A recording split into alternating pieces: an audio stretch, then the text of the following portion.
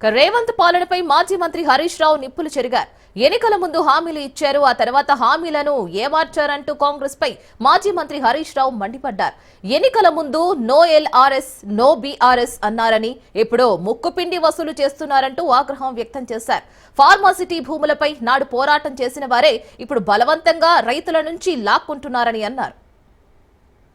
ఎన్నికల ముందు మార్పు పేరిట వాగ్దానాలు ఇచ్చారు, ఎన్నికలయ్యాక ఆ వాగ్దానాలను ఏమార్చారు.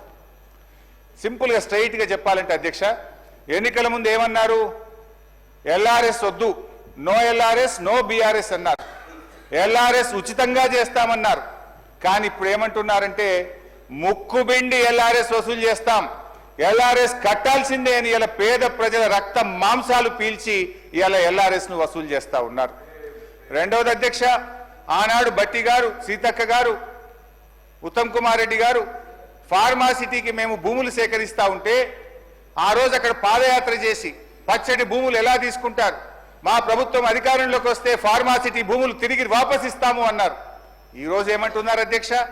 ఇంకా 14,000 లాక్కుంటాం, ఈ 16,000 ఇచ్చులేదు కానీ ఇంకా 14,000 లాక్కుంటామని చెప్పి బలవంతంగా ఇలా రైతుల నుంచి భూములు సేకరించి ఆ ఫార్మాసిటీ పేరును అందంగా ఫ్యూచర్ సిటీ అని చెప్పి పెట్టి ఇవాళ తిరిగి భూములు లాక్కుంటున్నారు అధ్యక్ష.